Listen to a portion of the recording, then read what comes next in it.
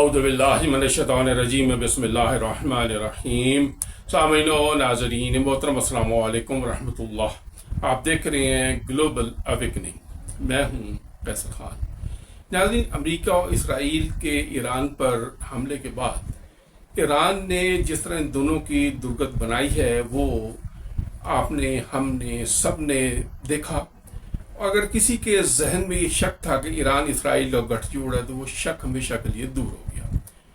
آدھا کام تو جون میں ہو چکا تھا اور باقی اگر تھوڑا بہت رہ گیا تھا تو اس 40 روزہ جنگ میں وہ سب کلیئر ہو گیا اور سمجھنے والے سمجھ گئے اور جو کچھ ان کے ذہنوں میں تھا وہ سارا دور ہو گیا. دنیا ناظرین بدل گئی. سنی، شیعہ، مسلم، غیر مسلم سب ایران کی حمایت میں سرگرم ہو گئے.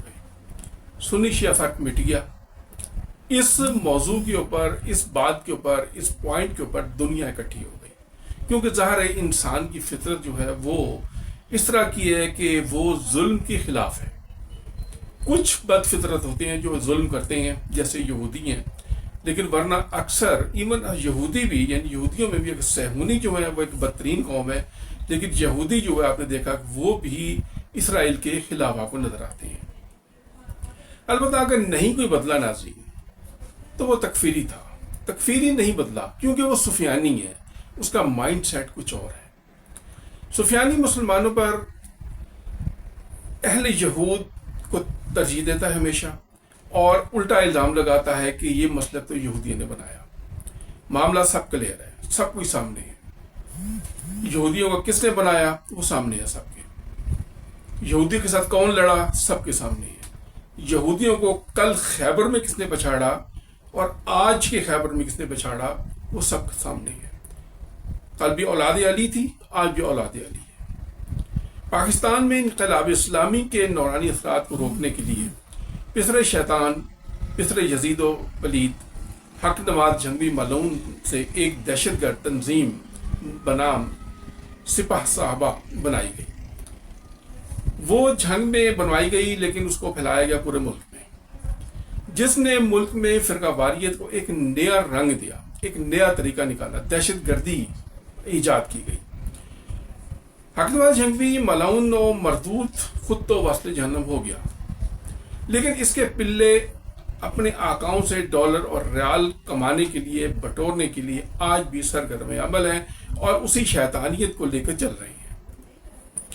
اورنگزیب فاروقی، معاویہ اعظم اور احمد دیوانی جیسے سگے پلید و نجس پرچم شیطان کو اٹھا کر آج بھی چل رہے ہیں. شیطان کا کام ہے درمیان میں تفرقہ ڈالنا، شک ڈالنا، توڑنا، اور یہ کام شیطان کا یہاں پر عملاً کر رہے ہیں.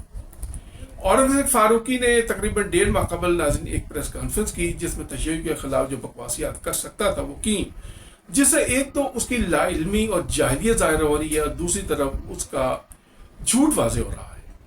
اورنگزیب فاروقی نے پریس کانفرنس تشیع کے جو رہبر معظم اور مرجع تقلید تھے آیت اللہ علامہ امام سید القوم نئی رضوان اللہ، ان کی شہادت کے بعد جو پاکستان میں جو تشیع نوجوانوں نے یا کچھ اور لوگوں نے بھی مل کے جو پاکستان میں ریلیاں نکالی اور انہوں نے احتجاج کیا، یہ اصل میں یہ اس کے خلاف اس نے کانفرنس کی. اور یہ یعنی ریلیاں ظاہر ہے کہ امریکہ اور اسرائیل کے خلاف تھیں، اس لیے شاید فاروقی کو تکلیف ہوئی اور کہا کہ تم پاکستان میں امریکی سفارت خانے پر حملے کرتے ہو، یہ کام ایران میں کیوں نہیں کرتے؟ ایران میں بھی تو امریکی سفارت خانہ ہے، ایران میں بھی تو امریکی سینٹر موجود ہے. ناظرین، اس جاہل، ان پڑھ اور عقل کے اندھے لا علم کو کوئی یہ بتائے کہ ایران میں کوئی سفارت خانہ امریکی نہیں ہے اور وہ 1980 میں ان کو مار کر نکال دیا گیا تھا جب ان کے سفارتکاروں کو وہاں پر جرمال بنایا گیا. تاریخ آپ کے سامنے ہے جو کچھ ہوا، اور یہ ہے کہ اس کے بعد کوئی سفارت خانہ ایران میں نہیں ہے اور کوئی ایرانی شہروں میں، ان کے کیپٹل میں کوئی ان کا ایک آفس تک بھی یہاں پر نہیں ہے. یہ کوئی فاروقی کو یہ بات بتا دے. دوسرا یہ کہ خود کو سیکیورٹی فورسز کا ہمدرد بتا رہا ہے ناظرین، وہ کہتے ہیں ہم پاکستان کے ساتھ کھڑے ہوئے ہیں، پاکستان کی سیکیورٹی فورسز کے ساتھ کھڑے ہوئے ہیں. ناظرین، یہ شخص کس کو بیوقوف بنا رہا ہے اور تشیع کو سیکیورٹی فورسز کا مخالف بتا رہا ہے. ओए फारूकी, किसको पागल बना रहे हो तुम? पाकिस्तान की सिक्योरिटी फोर्स पर हमले किसने किए? पुलिस पर, रेंजर्स पर, फौज पर, ये 7 इदारों के दफातर पर किसने हमले किए? कौन नहीं जानता? इतने हमले तो BLA ने भी नहीं किए होंगे जितने तुम लोगों ने किए, तुम्हारी TTP ने किए। TTP में जाने वाले कौन लोग हैं? तुम्हारे मदरसों से गए हुए हैं। यही लाल मस्जिद है, यही जामिया बनोरिया है, यही जामिया फरीदिया है, यही जनूबी पंजाब के मदारस हैं जहां से ये लोग गए हुए हैं। और सबको मालूम है इस बात का, किसको नहीं मालूम? और पाकिस्तान की शिया तो फखर ये बात करते हैं कि हमने कभी पाकिस्तानी सिक्योरिटी फोर्सेस पर, किसी रेंजर, पुलिस, आर्मी या किसी साथदारों के दफातर पर कोई हमले नहीं किए, हत्ता के आम पब्लिक पर भी कोई हमले नहीं किए, जैसे कि तुम लोग ने बेहूदगी की। और आम जो मजालिस में और नमाज के इज्तिमात में तुम लोगों ने खुद कुछ हमले किए, मसाजिद में हमले किए, ये तुम्हारे लोग थे। तुमने ऐसा, ये बेहूदगी तुमने की, शैतानियत तुम करते हो।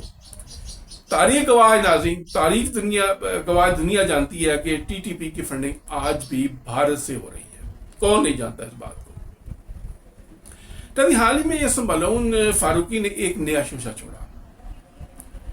कहा कि अगर अमेरिका अपना हरमज खुलवाना चाहे तो ये आधे घंटे का काम है। यानी अमेरिका के लिए आधे घंटे का काम है, आधे घंटे में खुलवा सकता है।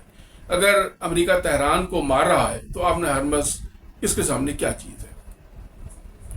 दरअसल ये आलम इस्लाम को ख़त्म करने का तरीका एक मंसूबा है और मक्का मदीना पर कब्जा करने का मंसूबा है। नाज़रीन, इस अहमद फारूकी को कोई समझाए। और अहमद फारूकी और अहमद फारूकी, अगर तुम्हारे पास आमलाए हरमज को खुलवाने का कोई ऐसा तरीका है, कोई फार्मूला है, तो जाओ ना अमेरिका को बता दो।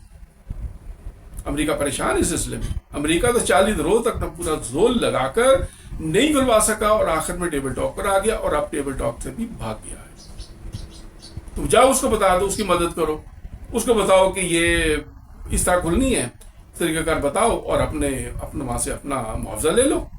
अमेरिका तो मुआवजा देने को तैयार है, वैसे भी दे रहे तुम लोगों को। तुम वैसे भी तो अमेरिका की मदद करते हो ना। ये फिरका वारियत फैलाकर भी तो तुम लोग मदद कर रहे हो, तो ये भी कर दो ना, क्या मुश्किल है?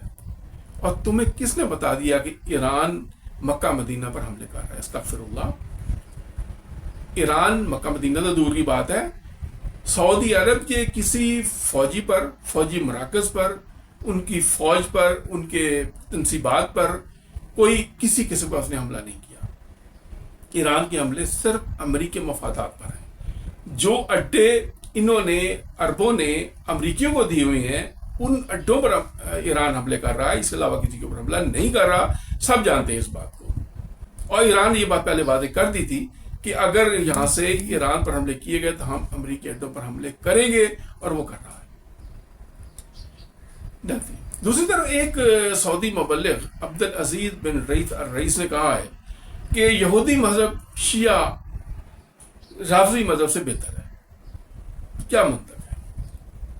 ये लोग अहले यहूद की हमायती है, नाज़रीन, उन्हीं की ज़बान बोलते हैं, क्योंकि ये असल में इसलिए कि अहले नजद का मसलक बनाने वाला एक बरतानवी जासूस हम्फ्रे था। हम्फ्रे ने यहाँ पर ये नया मजहब ईजाद किया, उसका नाम ये वहाबी, जिसको हम कहते हैं अहले हदीस या इस तरह के जो भी इस फिक्र के लोग हैं, ये उसने मोहम्मद बिन अब्दुल वहाब को वहाँ खड़ा किया और उसने एक नया फिक्र ईजाद किया और ये वहाँ से ये मजहब चला। आप में से अक्सर अहबाब ने हम्फ्रे के इतराफात के नाम से एक किताब पढ़ी होगी, जो कि मार्केट में कहीं कहीं मिल जाती है। बाहर इसके ऊपर पाबंदी थी, लेकिन मिल जाती है कहीं ना कहीं से, लाइब्रेरी में कहीं ना कहीं से मिल जाती है। उसमें हम्फ्रे ने अपने पूरे इतराफात लिखे। उसने लिखा है कि उसने मोहम्मद बिन अब्दुल वहाब को किस तरह मजबूर किया, किस तरह उसको समझाया और इस लाइन पर लाया कि वो अलहदा एक फिरका बनाए और जिसका ताल्लुक असल में इस्लामी नजरिया से ना हो। ये सब जंगवी, ये लुधियानवी, फारूकी, मुआविया आजम, ये सब खबीस शैतान हैं, इसी मकसद फिक्र के, किसी और के नहीं। ताकि एकदम से ये लहर क्यों उठ खड़ी हुई, फिर से क्यों उठ खड़ी हुई? अब जब के सब इकट्ठे हो चुके सब, और इसकी वजह हमें जो नजर आई ना, वो यही कि शिया सुन्नी की जो कि तमीज मिट चुकी है, एक प्लेटफॉर्म पर सब जमा हो चुके हैं। एक फिक्र जो है उसमें तो शिया सुन्नी तो मुसलमान की बात है, मुस्लिम गैर मुस्लिम तमीज़ ही मिट चुकी है कि तमाम जुल्म के खिलाफ इकट्ठे हो गए हैं। طاغوت گزشتہ صدیوں سے اور اسپیشلی گزشتہ 46-47 سالوں سے جس کے لیے کوشش کر رہا تھا، شیعہ سنی اختلافات ڈلوانے کی کوشش کر رہا تھا، اس کے لیے مال خرچ کر رہا تھا، اس کے لیے کوشش کر رہا تھا، بندے جو ہے وہ ہائر کر رہا تھا، خرید رہا تھا، پیسہ لگا رہا تھا تاکہ وہ اختلافات کا بیج بوئے اور یہ شیعہ سنی اختلافات جو ہیں وہ بڑھ جائے۔ ایران کے شہداء کے خون کی برکت سے وہ تو ختم ہو چکا، اب کوئی فرقہ وارانہ اختلافات تو درمیان میں رہی نہیں، مسئلہ کی جو کسی قسم کے بھی کوئی اختلافات رہی نہیں، وہ تو ختم ہو گئے۔ اب طاغوت اپنی ناکامی پر پریشان ہے کہ اس نے انویسٹ کی، اتنا عرصہ لگایا، پیسے بھی لگائے، سب کچھ کیا، لیکن یہ کیا ہوا کہ ان کا تو سارا کیا کرا ملیا میٹ ہو گیا۔ شیعہ سنی ایک پلیٹ فارم پر اکٹھے ہو گئے، معاملہ سمجھ میں آ گیا، راز کھل گئے، کوئی چیز پوشیدہ رہی نہیں۔